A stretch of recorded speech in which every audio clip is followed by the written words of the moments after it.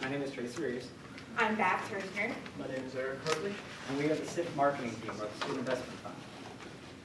So, before we begin, I'd like to ask everyone a question. How many of you have a savings account? How many of you have an investment account, such as like a mutual fund or a 401k? If I was to tell you that I could double your money if you were to invest, would you take that, would you put your money with me? Sounds like a Ponzi scheme. Or about triple it then? That's a pyramid scheme. How about 10 times?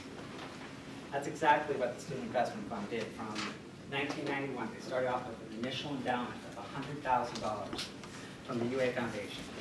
And they've taken that money, and it's now worth, the initial amount is now worth $987,000. The Student Investment Fund uses this money for many different purposes, to include a needs-based scholarship for students. So, what I'd like to do is we're going to go over market research, target market, marketing mix, a SWOT analysis of the Student Investment Fund, our deliverables that we presented, and our recommendations to the SIF. I'll pass on Babs for our market research. Thank you, Tracy. First, our group had an ace up the sleeve, Mr. Tracy Reeves, the SIF president. First, he was pestered with so many questions throughout the entire semester and also through our group text and in our communications.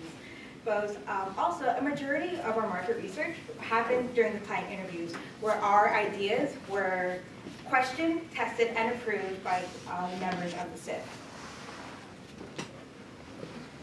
Also, we did an alumni survey that was sent out, but as of this presentation, we have not received the results.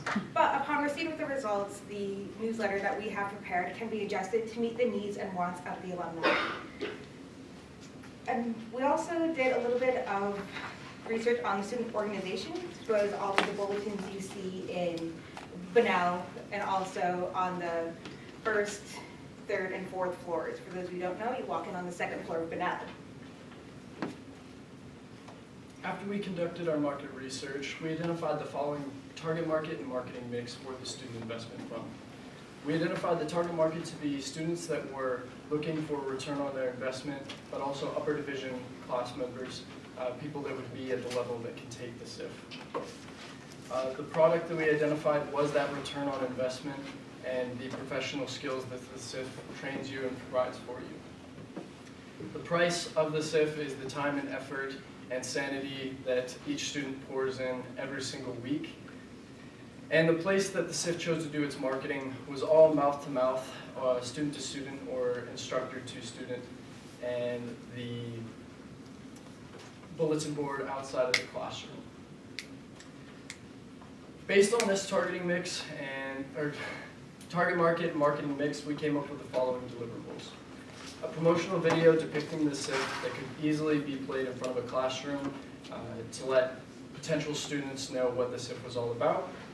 A bulletin board update, so to update what the SIF already had in place to help keep things current, and a alumni newsletter to reconnect past students and to provide sponsors and donors with information about the goings-on within the SIF. To better achieve these deliverables, we had to first conduct a SWOT analysis. One of the strengths that we identified for the SIF was the intelligent and hardworking student base. They produce all of the content for the SIF, and they manage the fund themselves with a little bit of help from Kim McGinnis. Having Kim as the long-term instructor will be very beneficial for the SIF. They've had a lot of turnover recently, and having that point of continuity is very good for them. The support of local sponsors and their donations to allow access to the same tools that Wall Street analysts use. Some of the weaknesses that the SIF has are their term limits. You're only allowed to take 2 semesters of the Student Investment Fund during your UAF career. And the class is very difficult and time-consuming. Some of the opportunities that we discovered for the SIF was the potential to open it up as a club to allow for more continuity between years and more guidance between students, which should increase the productivity of the fund itself. Bringing in past students is also another opportunity that we talked about. It could potentially help the current students be more up to date on what the fund has done in the past. Some of the threats that we saw for the fund were the budget cuts that are going around the state right now, and with UAF and their financial crisis. The unstable market and poor student understanding of what the SIF does and is. To help that last point, we developed a promotional video that would be easily consumed by students in an upper division class and take the responsibility away from the students and the instructor to provide a consistent message that could be played before any class. And now, our featured presentation.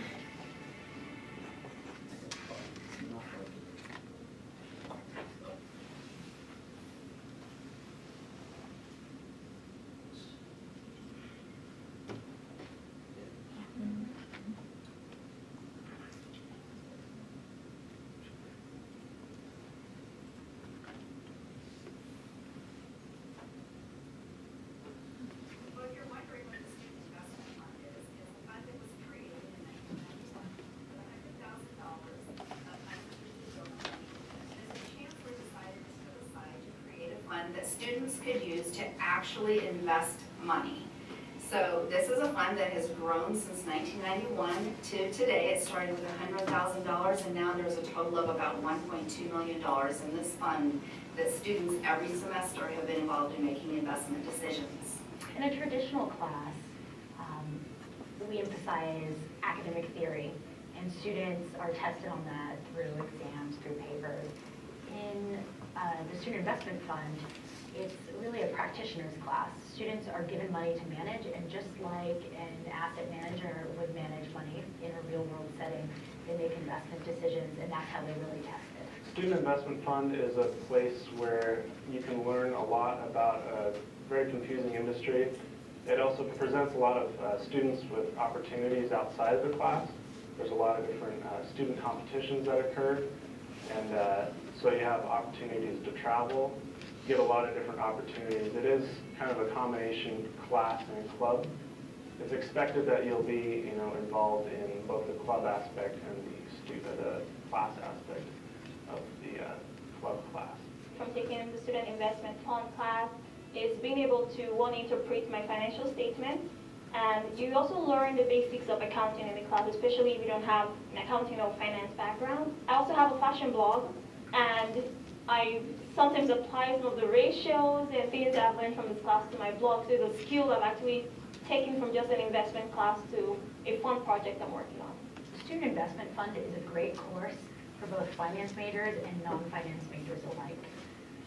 The Student Investment Fund really draws on what you've learned in every single school management course. You need to understand how to size a market.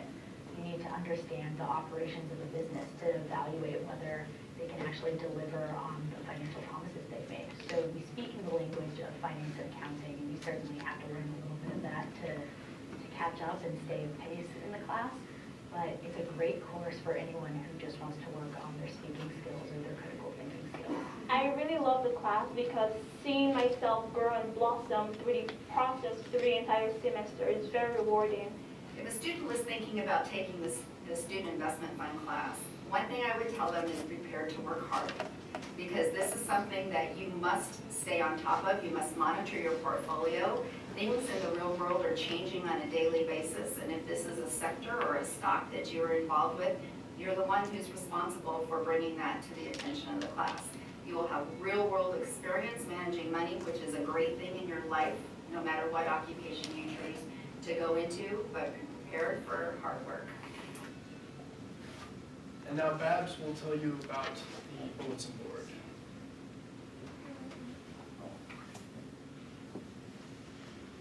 So the bulletin board, on the left you see the before and on the right the after. The main goal was to catch the attention of passing students and answer frequently asked questions. To do this, I concentrated on brevity, reducing clutter, and only presenting content that was easily digestible. Those the changes you can see is that I got rid of the graphs and the reports, I shortened the history and the description, and I also added class meeting times and those 3 big letters, SIF. But for me, it felt like here's an interesting fact. So the before picture is actually a picture of the Bloomberg machine, which is something they use within the class. But we went through the entire semester, and I went through Hartley under the bus, but he didn't realize that this was the Bloomberg machine in the bulletin until we were practicing this presentation. So I got rid of that because even though it's very relevant to the class, unless you're actually taking the class, it doesn't speak to anybody. So I wanted to incorporate nice, bright, crisp colors to have the professional atmosphere, and also included awards, because that's what some of the other student organizations are doing as well.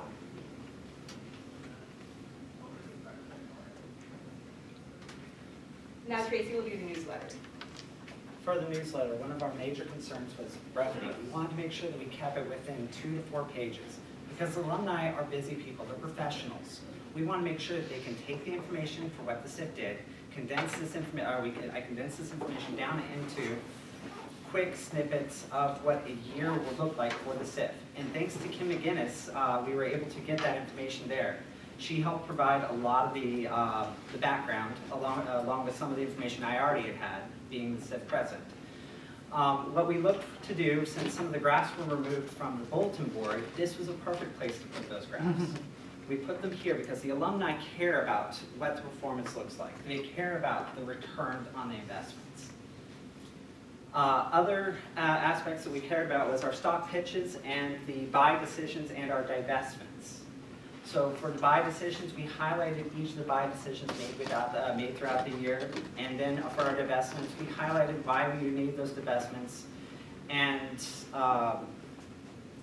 we also highlighted the upcoming competitions and what the SIF plans to do. Because this is an annual newsletter, it gives them something to look forward to. So that they can see what, remember, oh, hey, yeah, what was the SIF going to do that last semester? They were going to go to New York, but let's go ahead and see what happened in that newsletter. Did they go to New York? What happened there? And so it gives us also a starting point for the next newsletter. Now I'll pass it on. Oh, actually, pardon me. The recommendations. What we'd like to do is we'd like to recommend to the SIF that they, since they have a high rate of turnover, that they offer the class for more semesters, if possible, for the students. If this isn't a possibility, maybe make it so that the club portion of the class actually is a club. If they were to have it as an extracurricular, then the students that were interested in maintaining it or doing the extra parts would be allowed to do so. To continue on that thought, they could keep the marketing current, an additional officer for marketing within the course, or if it is a club, make that a responsibility of the club to maintain marketing. The last thing would be to engage the alumni. We have a wealth of experience with these alumni. They are all professionals within finance or otherwise that have been through the SIF. They know the decisions we've made. And they would be great, great speakers for the course. They would help the students to have that around. So in conclusion, I'd like to pass it off to Babs.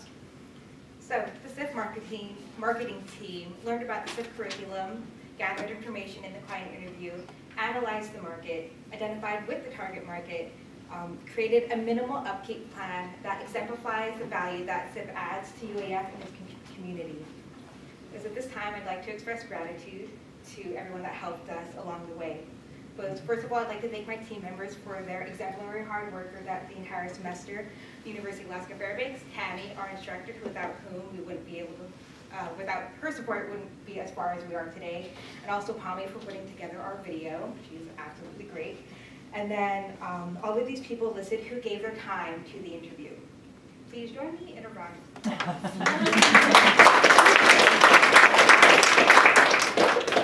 We would now like to open it up to questions. Kim. Well, first of all, thank you guys for your hard work. I get the pleasure of meeting with Tracy on a regular basis, but for you two, what was the most difficult part of this presentation, or preparing the presentation? or working on the SIF? I think the most difficult part was not being able to use the King Facebook because we didn't want to put a stress on any of the students. And so all of our ideas were restricted to plans that, I like to use the term plug and chug. For example, the bulletin, I didn't discuss this in the slides, but all of the portions in there are either pages, half pages, or quarter pages. So the borders that you saw on the page, you can just input whatever you want and they can go on the bulletin board. And the only thing that needs to be updated semester to semester is either the group photo, which I didn't have an opportunity to put up, and also the officers who change year to year. But everything else is able to go from one semester to next with very little input. But not being able to use Facebook and other avenues was the biggest restriction. But it was a really nice challenge, so it was part of growing. Working with the SIP itself was great. I actually enjoyed learning about the class and listening to the stock pitches and things. Taking my understanding of the class and presenting that in a form that actually makes students want to join, that was the hard part. Just because I knew that it was a difficult class, I don't know if I'd be ready to take it right now. So we wanted to find this balance between advertising the class and still showing off the benefits that it has without saying it's too difficult. So I think that was the biggest challenge, was making it palatable. Do you have a question? Oh, you kind of answered. I was just going to say, when it comes to like classes where you have like a trip or something, I feel like, did you feel like you had to be like careful to not like push like the fun aspect so you didn't like attract, I don't want to say the wrong people, but do you get what I'm asking? I think that if you're interested, I mean, most people want to go to New York, but if you want to go to Wall Street, that's a completely different thing. So if that's something that interests you, that's going to be the same type of student that's actually interested in the stock market and what the SIP does. I'd like to add to this that in our client interview, one thing that we had picked up from Kim and the other students that we had interviewed is that there was this curiosity that each of them had, and so throughout our entire, we had that at the beginning, and so while we were creating all of our deliverables, we had the idea of like playing to students with curiosity to better their education. That's what we were focusing on as opposed to just the trip. Yeah. Also, to speak about the trip isn't offered to all SIP students. It's only offered to a select certain group, a limited group. So we didn't want it to feel like it was false advertising to say, hey, you get to go on this trip. So highlighting that the trip is a possibility within it by using pictures and those sort of things is all right, but we didn't want to make an explicit recommendation, oh, hey, this trip's happening. I think there's a lot more to the class than just the trip, although students do seem to enjoy the trip quite a bit. If you had, more than 24 hours in a day to do another part of this project, what would be the next thing on your list to do? If I had all the time in the world and all the resources, I would create a meet and greet for the students and also have some sort of game that plays on curiosity, a very interactive type thing. But I don't know what it'd be, but have you guys seen the Imitation Game? Where in it he advertises a Sudoku to bring in people to work on code during the war. Yes, but the key was that he used a Sudoku puzzle, like finish this puzzle and then come to me and do that. So taking from that idea, I wanted to put together some sort of really big event with a whole bunch of games to draw people in. And it's like, well, you're interested in these types of games and curiosity and building your intellect, so let's have that. That's what I would have done. I believe that the SIF is really, it's morphed and changed over the years. And it's definitely available or capable to be done by somebody that isn't a finance major. And that's something that we tried to speak to with our, all of our marketing materials. But it's not something that we really hammered home. So I think that would be the next thing that I would hammer home or really iron out, is that this is capable to be done by all students. If you're a business student, then you can code in SIF. If you're an accounting student, you already speak the language. That is fantastic. But it's an experience, it's well worth it. It helps you learn critical thinking skills, and that's the type of stuff that I would hammer home in the next message. Wait, Eric? I would have just said, I wanted to work on the video a little bit more. I felt we could have targeted our message a little bit better. I know there were some things in there that we maybe didn't all agree on. The difficulty of the course wasn't something that we really wanted to hit as hard as it was. and maybe trimming those things up and getting a more finalized product towards the end would have been nice. Do you know what the current reason for limiting it to 2 semesters is? Is that a safeguard due to being a financial type of thing, or is there? I actually do not have the reasoning behind it, but I know it's inside the bylaws. So there's been discussion of adding a 3rd semester. Part of it's just, we have to limit the class size. And part of it is you have these mixed levels of students with different, by the time you come to a 3rd semester of the course, you probably are light years ahead of someone who's coming in on day 1. It starts to be difficult as an instructor to manage those different levels. But we have, in addition to our equities fund, there's a real estate investment trust fund, and we've been talking about making a 3rd semester course where students manage real estate investments. So that way it's topical, and if you're a gung-ho like finance student, or if you really enjoyed your first 2 semesters of the SIF, you can take a 3rd semester. But it is an interesting option because it's a very involved class. As they point out, it's a club class. And we've talked a lot about, do you make it a club? Do you make it a class? How can you kind of manage that divide? And I think a lot of what makes the class really work is that it is this very heavily involved class because you're demanding a lot from students, but you're giving them a lot of rewards for putting in the hard work. Making it a club, I think it would be hard to get as much out of it, but I like the suggestion because there are students like Tracy, for example, is finishing his 2nd semester in SIF. How do I keep a student like Tracy around because he's sticking around at UAF for another year and finishing an MBA after this? So how can I leverage students who are still on campus, who have a lot of interest and a lot of knowledge, and still make it a reasonably sized class? There are a lot of questions, and I think it's an interesting recommendation, but I need more help on figuring out how to best kind of continue that vein of thinking. Thank you. Are there any other questions? All right, thank you. Oh, Oh, whoa, I'm sorry. What program did you use? We used this wonderful program. It was called Pommy. Aha! Pommy is our premier. I cannot speak to the benefits of using that program. But yes, she used Adobe Premiere. All right, thank you.